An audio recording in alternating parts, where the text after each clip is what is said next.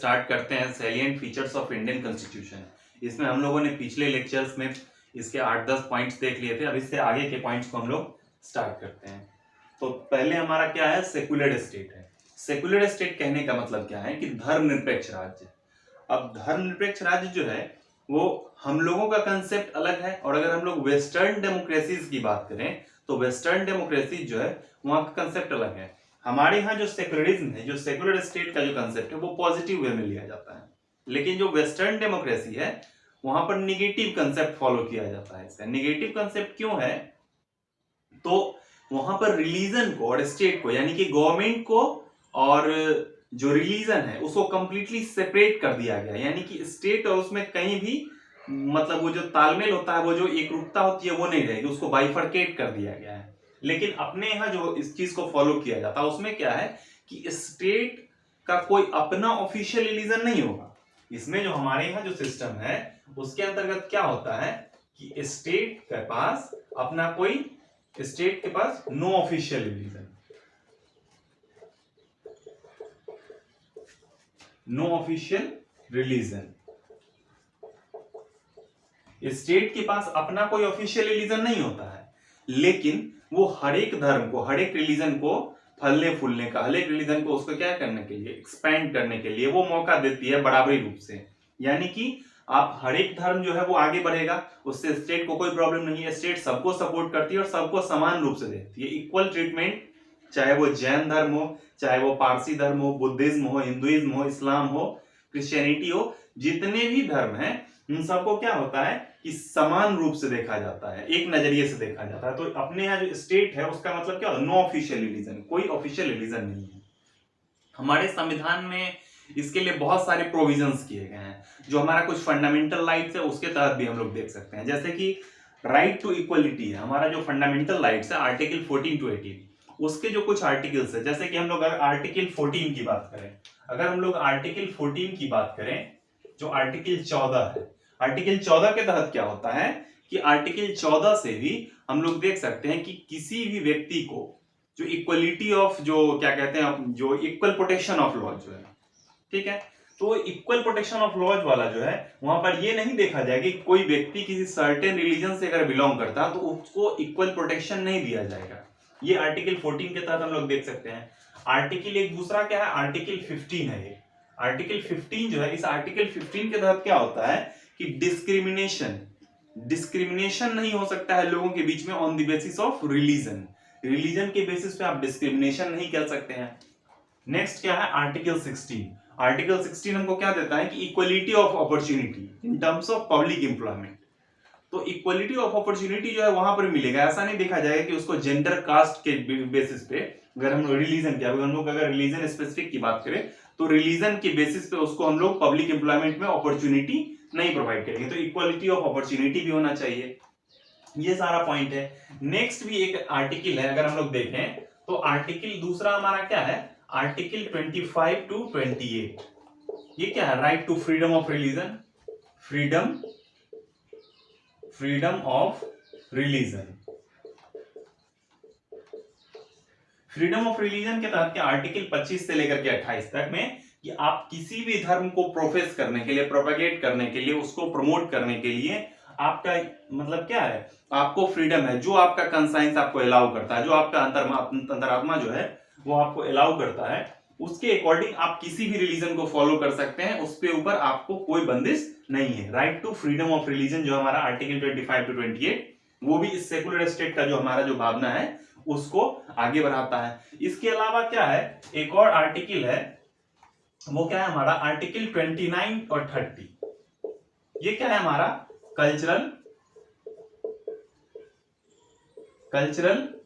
And educational,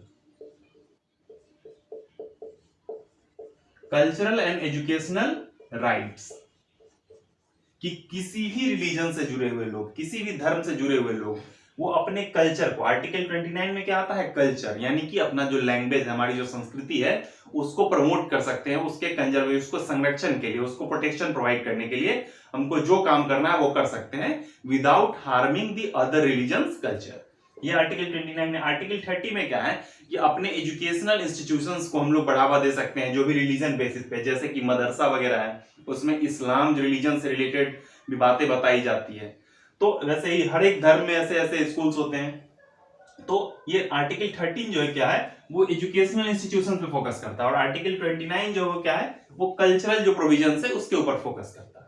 तो ये सारे तो हम लोगों ने देखा कि कॉन्स्टिट्यूशनल प्रोविजंस जो हमारे संविधान में दिए हुए हैं to be a secular state, India को जो एक सेकुलर स्टेट घोषित करता है। हम लोगों ने निगेटिव और पॉजिटिव वाला भी कंसेप्ट देख लिया। इसके अलावा जो एक और पॉइंट है, नेक्स्ट पॉइंट हमारा क्या हो जाएगा कि क्या ये स्टार्टिंग से ऐसा ही था, हमारा जो रिलीजन था स्टार्टिंग से ऐसा ही था? तो बिल्कुल नहीं था। ये 42nd कॉन्स्टिट्यूशनल 42nd जो है हमारा जो constitutional amendment 42nd constitutional amendment act जो था ये कब आया? ये 1976 में आया। इसके बाद ये जो सेकुलर शब्द है ये हमारे संविधान में जोड़ा गया। उससे पहले ये जो सेकुलर शब्द था वो हमारे संविधान का भाग नहीं था।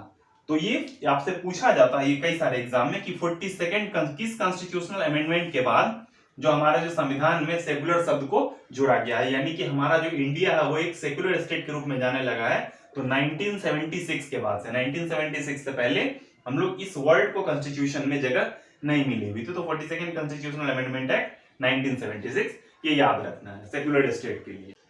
अब नेक्स्ट हमारा क्या है? नेक्स्ट है यूनिवर्सल एडल्ट फ्रेंचाइज।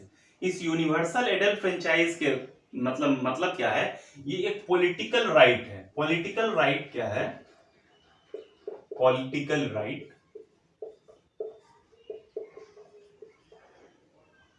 हमारे पास एक जो पॉलिटिकल राइट है, कौन सा right? Right to vote, right to vote, यानी कि जो निर्वाचन का अधिकार है हमारे पास, ये निर्वाचन का अधिकार क्या है? हमारे पास एक पॉलिटिकल राइट है। इस पॉलिटिकल राइट में राइट टू वोट में इक्वलिटी को प्रोवाइड करता है। यूनिवर्सल कहने का मतलब सार्वभौमिक एडल्ट फ्रेंचाइजी, यानी इनकी सार्वभौमिक व्यस्क मताधिकार। फ्रेंचाइज मतलब यहाँ पर क्या है? Right to vote, voting right के बारे में यहाँ पर चर्चा की जा रही है। तो यूनिवर्सल एडल्ट फ्रेंचाइज जो है वो हमारे देश में हमारे जो संविधान निर्माता थे, जो हमारे कॉन्स्टिट्यूशनल मेकर्स थे, उन्होंने स्टार्टिंग से ही इस चीज को शामिल करते हुए एक बड़ा ही बोल्ड स्टेप लिया। बोल्ड स्टेप क्यों कहा जा रहा है? क्योंकि हमारा जो देश है, हम एक स्टेटमेंट बराबर सुनते रहते हैं हम लोग कि यूनिटी इन डाइवर्सिटी, यानी कि हमारा जो कल्चर है ना वो बहुत डाइवर्स है। हम लोग अगर नॉर्थ ईस्ट के देशों की बात करें, हम लोग इधर जब अगर साउथ इंडिया में आ जाते हैं उसकी बात करें, हम लोग अपने बिहार की बात करें, यहाँ जम्मू कश्मीर की बात करें, महाराष्ट्र की बात करें, तो सब जगह का कल्चर क्या है? डाइवर्सिफाइड कल्चर है। डाइवर्सिटी बहुत ज्यादा है हमारे यहाँ। और पहली बात तो ये डाइवर्सिटी वाला पॉइंट हो गया। दूसरा क्या है? जो लिटरेसी रेट है, लिटरेसी रेट काफी कम था उस वक्त, और उतना कम लिटरेसी रेट में भी लोगों को ये अधिकार देना कि उनके ऊपर जो शासन कर रहे हैं उनको चुनने का अधिकार उनका है। तो ये काफी बोल्ड स्टेप जो था वो हमारे कॉन्स्टिट्यूशनल मेकर्स के द्वारा, संविधान निर्माताओं के द्वारा लिया गया था। ये पॉलिटिकल राइट है, राइट टू वोट, यानी कि एक सर्टेन कंडीशन को, यानी कि 18 years and above all can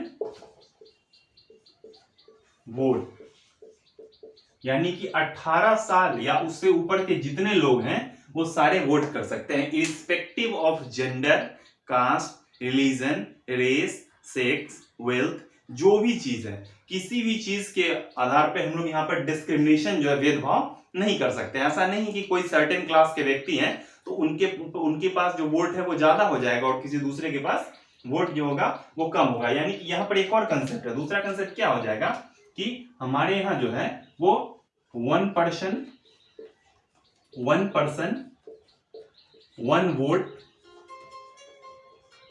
one person one vote और one value, one person one vote one value जो है वो हमारे संविधान का पार्ट है। यानी कि जो एक व्यक्ति होगा, चाहे वो कितना ही अमीर हो कितना ही गरीब हो, उस व्यक्ति के पास क्या होगा? वोट जो होगा वो एक ही होगा और उस वोट का वैल्यू भी समान होगा। यानी कि कोई बहुत अमीर है गरीब है, उनके वोटिंग वैल्यू में भी डिफरेंसेस नहीं आएंगे।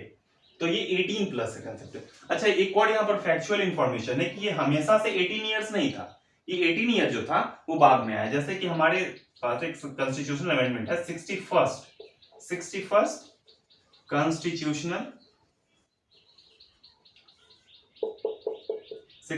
कॉन्स्टिट्यूशनल